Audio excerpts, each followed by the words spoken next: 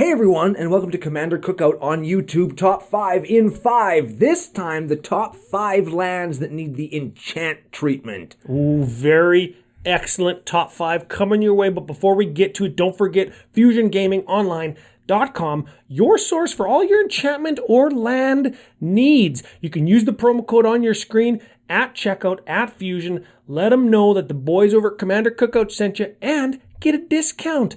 That's the best part. You get a discount on the stuff that you're going to buy anyways because these are good-ass cards. Now, what is the enchant treatment? Remember that time they printed those enchantments that had reserve list cards on the back? Gaia's Cradle, Tolarian's Academy, Diamond Valley, and everybody was happy with it, and now people have Tolarian Academies and Gaia's Cradles and Diamond Valleys? They're going to do that for other expensive, possibly reserved list lands. Ooh, so they could be on the backs of enchantments or maybe part of an enchantment where you get the land's effect somewhere on the enchantment. Maybe not on the back, but as like an extra maybe? Yeah. Okay, well, number 5. Number 5 is Scorched Ruins. Now, this is a land that comes into play. You sack 2 untapped lands, and it itself taps for 4 colorless. Currently selling at $40 US dollars. 40 UDED. Bah. Wow, yeah, you know what? I like this card in my Estrid the Bald deck where you can put an Umbra on it or enchant it with like a Utopia or a Wild Growth, and you can untap it and make 5 every time you tap it. Pretty good.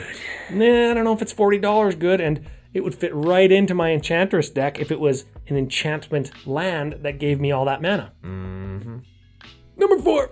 Commander staple that everybody would play in probably every one of their decks if they could afford it. Ancient Tomb. Oh yeah, I remember when Ancient Tomb got reprinted and it went down to like $10. And remember now, at the time of this recording, it's up around 70 again. Taps to give you 2 colorless, deal 2 damage to you. I think that every deck would want that. Get that into something that can just reprint it into the floor and, leave the price of the actual land alone. Sure. Number 3. Another possible Commander staple in Cavern of Souls. Oh, yeah, Cavern of Souls, enchantment, or maybe like on a Lord, like where you choose your own adventure, and then it also makes that creature type uncounterable. You can kind of hide the land's ability maybe on a choose your own tribe Lord or choose your own tribe enchantment. They did it with Circle of Dreams Druid. Why can't they do it with the Cavern? Number 2. Lake of the Dead. Now this is a hell of a beast.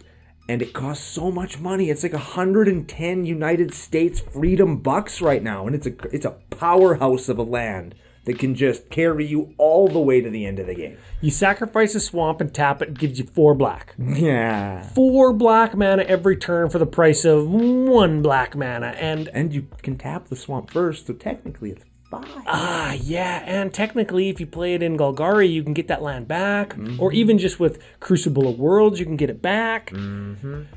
Okay, before we get to number 1, this is a Brando list, so I assume that it's going to be Yavimaya Hollow because you need a foil one? That's right. Yes, honorable mention. Yavimaya Hollow. It's too much dollars in foil, and I need one to finish off my Omnath deck, and I'm not cutting it out of principle. Yeah, and it's so like $600 or something in foil, or? Too much. And it's a really cool land that more people would play if it wasn't like $65 for a regular one.